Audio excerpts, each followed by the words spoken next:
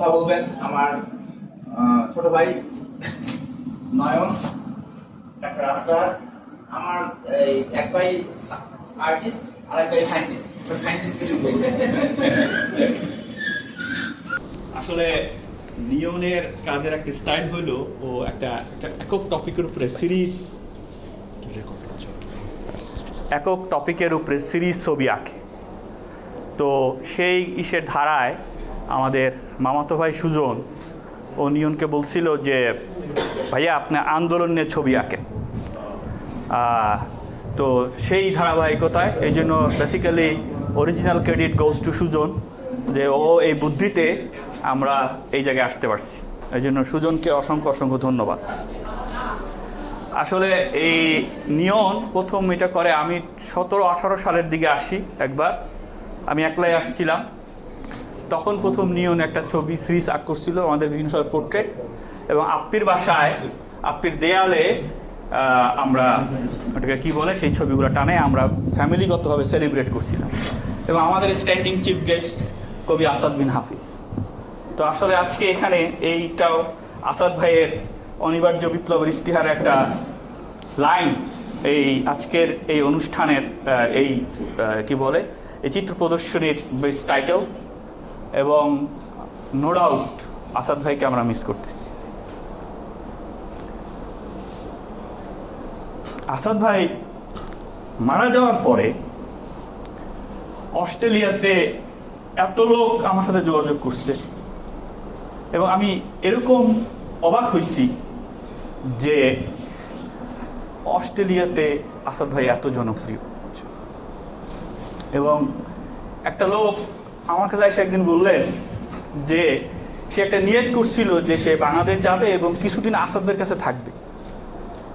এইটা আমাকে অভিভূত করছে যে সে এটা চিন্তা করছিল, এবং তার দুঃখ যে সে আসাদ ভাই চলে গেল, সে থাকতে পারলো না। মানে এই লোকের যে শিল্প সাহিত্যের সাথে কোনো যোগাযোগ আছে কখনো, সেটাও আমি জানতাম না। তো এবং নিঃসন্দেহে 5ই আগস্টের স্মৃতি একজন এক এক রকম, কিন্তু অস্ট্রেলিয়াতে এই সংবাদ যখন পৌঁছেই গেল, তখন ওইখানকার সংগঠন কেন্দ্রিক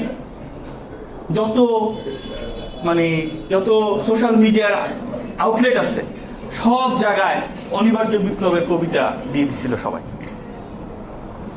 তো দেখা যায়, এবং সবাই এইটাই বলে যে আনফর্চুনেটলি আসাদ ভাই দেখে গেল না এই বিপ্লব।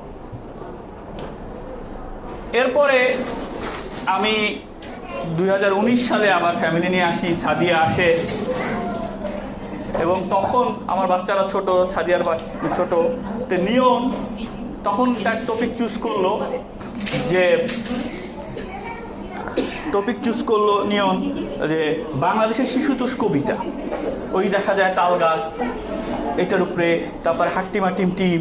নিয়নের ইচ্ছিল যে ওরা তো বাংলাদেশের ছড়া জানে না, তো এই চিত্রের মাধ্যমে ওরা বাংলাদেশের ছড়া শিখবে, ছড়ার কথা জানবে। এবং সেই অনুষ্ঠানে আমাদের সাথে ছিল বড় আপা।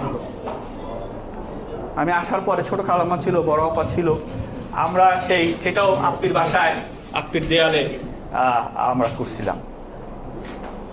এবং এটা আজকে শুনতে খুব কি বলে আনরিয়ালিস্টিক মনে হবে যে বড় আপা যে নাই, এই বাস্তবতাটা আমি বাংলাদেশে না পারা দেওয়া পর্যন্ত আমার মাথায় এই জিনিসটা ছিল না। আসলে আমি খবরটা পাইছি, কিন্তু খবরটাকে অনুধাবন করার জন্য আমাকে বাংলাদেশে আসতে হয়েছে। আমি বাংলাদেশে আসার পরে, নামার পরে সত্যি সত্যি রিয়েলাইজ করছি যে বড় আপা নাই। কারণ আমি বাংলাদেশে আসার পরে বড় আপার সাথে ফার্স্ট আমার দেখা হয়েছে সবসময়। তো আমরা আসলে বড় আপাকে স্মরণ করি, এবং অবশ্যই আমরা বিশ্বাস করি বড় আপা আল্লাহর কাছে অবশ্যই দুনিয়ার থেকে অনেক ভালো আছে, এবং আল্লাহ তার মেহমান হিসাবে কবুল করুক।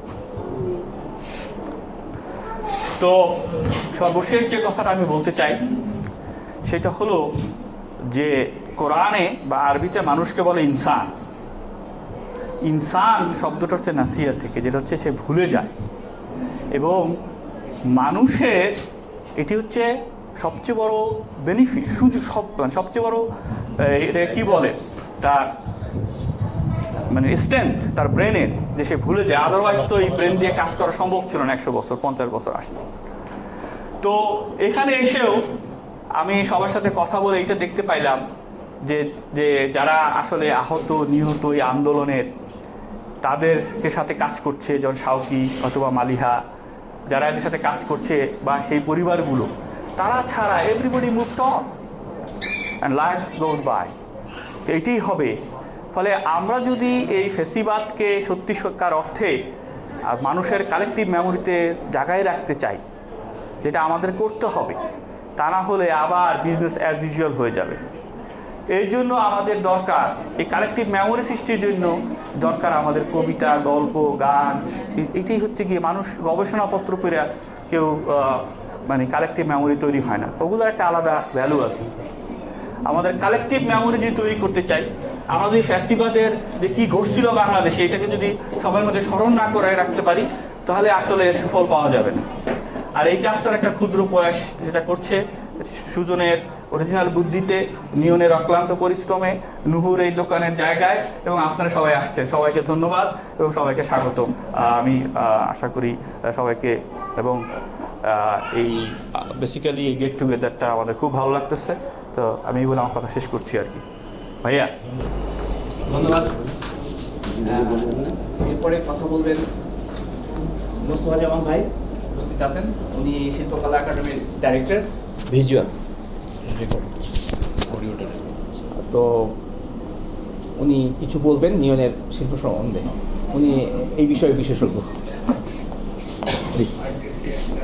আমি আসলে বিশেষজ্ঞ না, আমি নিজে একজন আর্টিস্ট, ছোটবেলা থেকে এখন আর্টিস্ট। বিশেষজ্ঞ তো সেটা হয় নাই করোনার কারণে অনেক কিছুই আমাদেরকে স্যাক্রিফাইস করতে হয়েছে আর কি। তো এখন দেখে ভালো লাগলো নিয়নকে, যে নিয়ন আবার ড্রয়িংয়েও ফিরেছে। তো সেইটা আবার আরেকটা দিক, ল্যান্ডস্কেপ এক ধরনের ছবি, সেগুলো দেখে এক ধরনের কি বলে, যেটাকে রবীন্দ্রনাথ বলতেন যে তুরীয় প্রকাশ বলে না, যে যেটার মধ্যে এমন ফিলিং হয় যেটা অ্যাবস্ট্রাক্ট, বোঝা যায় না। তো সেই বিমূর্ত প্রকাশ আর তার সাথে মূর্ততা এখন যুক্ত হলো।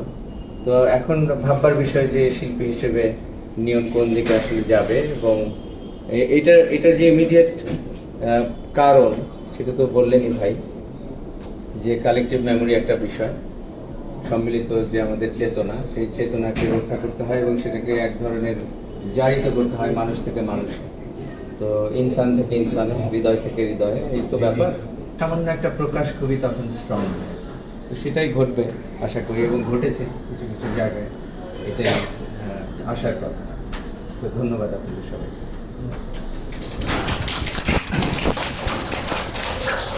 ধন্যবাদ জামান ভাইকে। এই পর্যায়ে এই 24-এর গণ আন্দোলনে তো সবাই অংশগ্রহণ করেছে, কিন্তু যাদের হাত ধরে গণ আন্দোলন আসছে, যারা এই আন্দোলনের সূর্য সন্তান, তাদের একজন জাহাঙ্গীরনগর বিশ্ববিদ্যালয়ের সমন্বয়ক মালিহা নামলা আমাদের ভিতরে উপস্থিত। আমার বোনের মেয়ে, আমরা গর্বিত মালিহা নামলার জন্য। মালিহা নামলা, তুমি একটু সামনে আসো। এই এক একটা সিন সবগুলো আমাদের চোখের সামনে ঘটা। এই যে ইয়ামিনকে ট্যাঙ্কের উপর থেকে ফেলে দিচ্ছে, এই যে আবু সাইদ এভাবে করে বুক পেতে দাঁড়ায় আছে। আমি কি বলবো আমি জানি না। এগুলো সহ্য করা আসলে ওই সময় অনেক কঠিন ছিল। আর এখন হচ্ছে শুধু এই জিনিসটার জন্যই আমরা মাঠে আছি, যে এই যে এতগুলা মানুষ যে এত কঠিন একটা যুদ্ধের মধ্যে দিয়ে আসছে, আর এতগুলো মানুষ যে জীবন দিছে, এটার ফলে যেন দেশটা আসলে চেঞ্জ হয়। তারা যে স্বপ্নটা দেখছিল সেটা যেন পূরণ হয়। আর এই উদ্যোগটাও আসলে ওরকম একটা উদ্যোগ যেটা আসলে এই আন্দোলনটাকে ধারণ করে। আর এটা হচ্ছে আরো অনেক দিন হচ্ছে আন্দোলনটাকে বাংলাদেশের বুকে বাঁচায় রাখার মতন একটা উদ্যোগ। এরকম আরো অনেক উদ্যোগ আসলে জরুরি। আর এই জায়গাটাতে আসলে এরকম কোনো জায়গায় আসলে আসলে আমি বুঝতে পারি যে ভিতরে আসলে কত কিছু চাপা রেখে আমরা হাঁটতেছি। তো শিল্পীকে অনেক ধন্যবাদ এরকম এত সুন্দর সুন্দর ছবিগুলো আঁকার জন্য। এতটুকুই।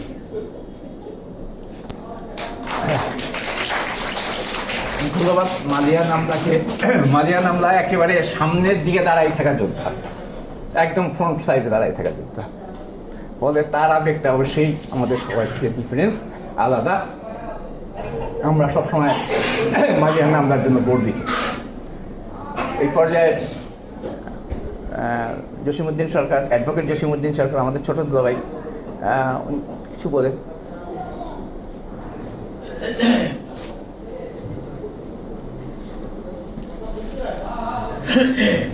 বিসমিল্লাহির রহমানির রহিম। আজকের এই সুন্দর এক্সিবিশন আয়োজনের জন্য যারা এখানে উদ্যোগ নিয়েছেন আমি সর্বপ্রথমে তাদেরকে ধন্যবাদ জানাই।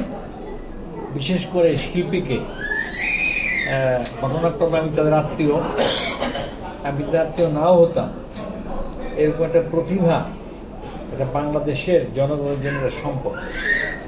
আমি আল্লাহর কাছে দোয়া করি আল্লাহ যেন তার এই প্রতিভাকে আরও বেশি করে তার নিজের জন্য, পরিবারের জন্য, জনগণের জন্য কাজে লাগানোর তৌফিক দান করে। এবং এর দুর্ভাগ্যের বিষয় যে আমাদের দেশে শিক্ষা কার্যক্রমে একাডেমিক ডিগ্রির বাহিরে, আমার পূর্বে শিল্পকলা একাডেমি ডাইরেক্টর বলে গেছেন যে মানুষের অনুভূতিকে ধরে রাখা, প্রকাশ করা, কাজে লাগানোর যে কটা মিডিয়া, এই শিল্পচর্যাটা অন্যতম, কিন্তু এর কদরটা আমাদের সেভাবে নেই। এটা অত্যন্ত লজ্জাজনক। অথচ বড় বড় রাষ্ট্রীয় পরিবর্তনে, সমাজ বিবর্তনে শিল্পীদের ঐতিহাসিক ভূমিকা রয়েছে, অনেক বড় ভূমিকা রয়েছে। আমার মনে আছে দুর্নীতির চিত্র দেখানোর জন্য রণবীর একটা কার্টুন ছিল, আপনাদের অনেকের মনে থাকার কথা। এবার দুর্ভিক্ষকে দেখানোর জন্য যে কার্টুনটা, কাকে বসে বসে সেখানে ডাস্টবিনে খাবার খাচ্ছে, মানুষ তার সাথে টানাটানি করছে খাবার নিয়ে। ৭৪ দুর্ভিক্ষর চিত্র রণবীর কার্টুনে ফুটে উঠেছে। সমাজ বিপ্লব পরিবর্তনে নিয়ামক শক্তি সমস্ত শিল্প। কবির কলমের একটা লাইন যেমন উদ্বুদ্ধ করে জনগণকে, ঠিক একইভাবে এই শিল্পের তুলির আর্ট, তুলির আচরণ মানুষের হৃদয় অনুরণন সৃষ্টি করে। আমি নিয়মকে অনেক আগ থেকে চিনি, অনেক প্রতিভাবান। আল্লাহ রাব্বুল আলামিন তার এই প্রতিভা যাতে দেশের জন্য, জাতির জন্য কাজে লাগবে, আবারও দোয়া করছি।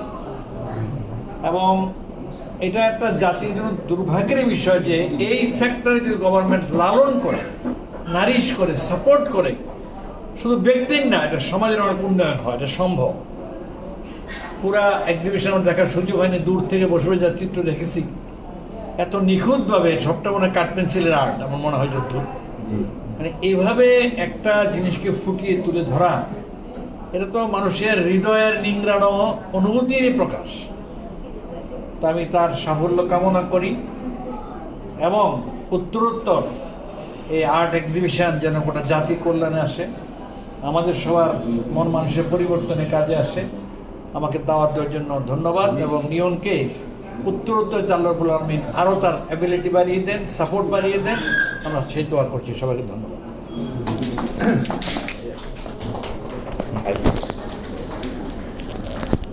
ধন্যবাদ জসিম ভাইকে। এই পর্যায়ে বক্তৃতা রাখবেন, সামান্য কিছু বলবেন বিশিষ্ট ব্যবসায়ী আমার দুলাভাই আব্দুল হাই খান। এই আমার মুরব্বী থাকতে আমার না বলবে, মুরব্বীও বলবে, আপনি আসেন। জুনিয়র থেকে সিনিয়র দিকে যাচ্ছে। আসসালামু আলাইকুম। আসলে আমি নিয়ন একজন শিল্পী, আমি জানতাম হালকাভাবে, মানে অতটা আমি দেখিস, কিন্তু আমি ছবিগুলো আসার সময় দেখলাম যে এই যে গণ আন্দোলন, ছাত্রী এই যে এক্সপ্রেশনগুলো এমনভাবে ফুটিয়ে তুলছে, এই জন্য আই থিঙ্ক আমি এখন বুঝতে পারছি যে you are a great artist.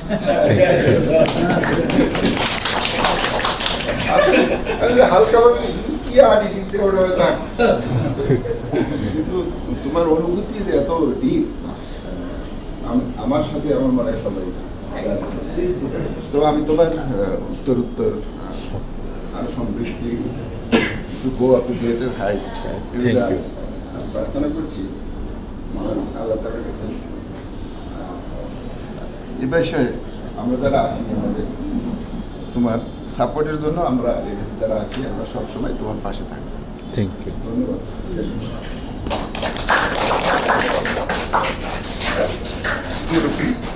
ধন্যবাদ সবাইকে। পর্যায়ের আগে এখন আসতেছে পর্যায়ে মিনিমাম একটু অন্তপক্ষে দিলে উইশ করবেন। এই পর্যায়ে কথা বলুন আব্দুল বিয়ার খান, বিশিষ্ট ইঞ্জিনিয়ার।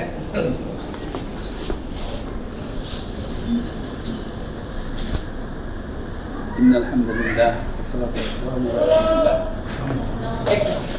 السلام عليكم ورحمة الله وبركاته. এই উদ্যোগের শুভকামনা করছি।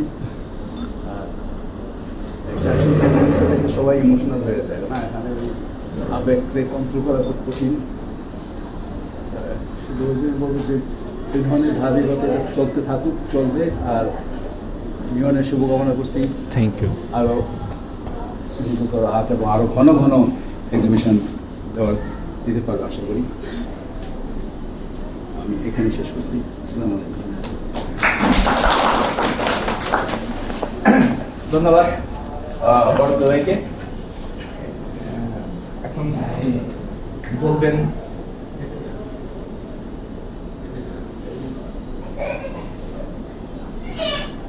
এই জুলুমের শহীদের স্ত্রী, দীর্ঘ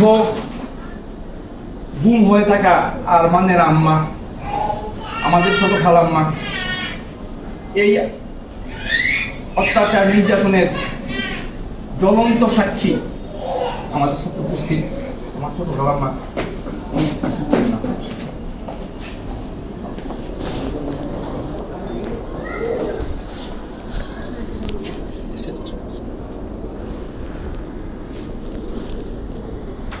আলহামদুলিল্লাহ, আসসালাতু আসসালামু আলা রাসূলিল্লাহ। উপস্থিত ছোট বড় সবার আজকের জন্য শুভেচ্ছা এবং অভিনন্দন। আসসালামু আলাইকুম ওয়া রাহমাতুল্লাহি ওয়া বারাকাতুহু। আমাদের অনেক আদরের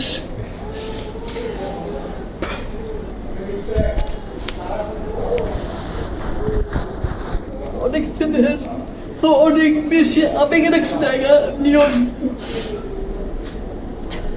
আজিজুর রহমান। আমি সবসময় প্রথম থেকেই ওর একজন একনিষ্ঠ ভক্ত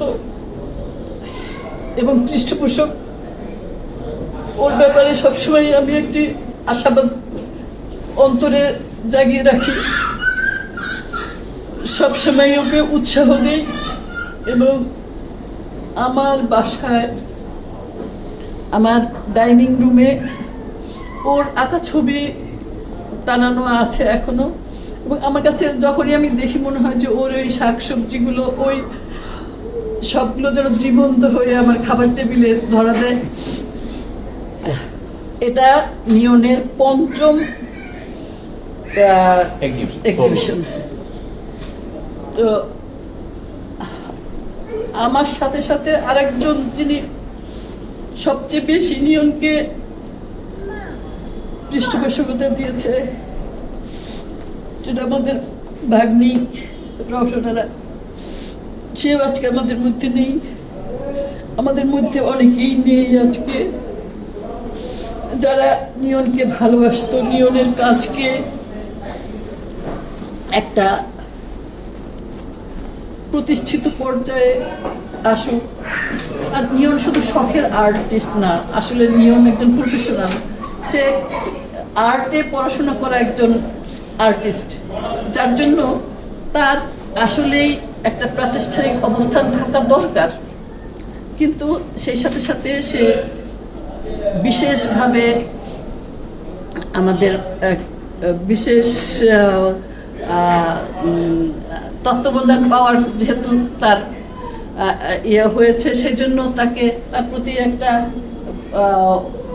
স্পেশাল, যেহেতু সে নিজেই স্পেশাল, যার জন্য তার একটা স্পেশাল ইয়ে দরকার, সহযোগিতা দরকার, স্পেশালভাবে তাকে লুক আফটার করা দরকার। তো সেই দিকটা মুকুল খালাম্মা থাকলেই সেটা সম্ভব হতো বলে আমি মনে করি। আমরা সামান্য কিছু চেষ্টা মাঝে মাঝে করি, কিন্তু তারপরেও ও নিজেই ও যেভাবে নিজেকে উজ্জীবিত করে রাখছে, এটা আসলে একটি খুবই আশা জায়গা নিয়ে একটি দিক। তো আমি মনে করব যারা এখানে আজকে আসছেন, যারা দেখছেন, যারা ওর সঙ্গে আছেন, প্রত্যেকের সদয় সহানুভূতি এবং তাকে উৎসাহ উদ্দীপনা দিয়ে তাকে আরো এগিয়ে নিয়ে যাওয়ার জন্য সবাই চেষ্টা করবেন। আর আজকের যে সাবজেক্ট, এই রক্তাক্ত সাবজেক্ট আমাদের সবাই আমরা অন্তরের একদম অন্তর্মূল থেকে দেখেছি, অনুভব করেছি, তার মধ্যে দিয়ে যাচ্ছি। সেই বিষয়টিকেই ও তুলে ধরেছে, এবং এটা তুলে ধরা সম্ভব হতো না যদি সমানভাবে সেও এটার সাথে একাত্ম না ফিল করতো। আর সমাজের প্রতিফলনই হচ্ছে শিল্প সাহিত্য, সমাজের বিভিন্ন দিককে তুলে ধরাই তাদের কাজ, এবং সেটাই আমরা ভুলে যাই সাধারণ মানুষ, কিন্তু তাদের কথায়, তাদের কাজে সেগুলো জীবন্ত হয়ে থাকে। আজকের এই এক্সিবিশন সেটাই আমাদেরকে স্মরণীয় করে রাখবে বলে আশা করছি। অনেক অনেক দোয়া নিয়নের জন্য ধন্যবাদ।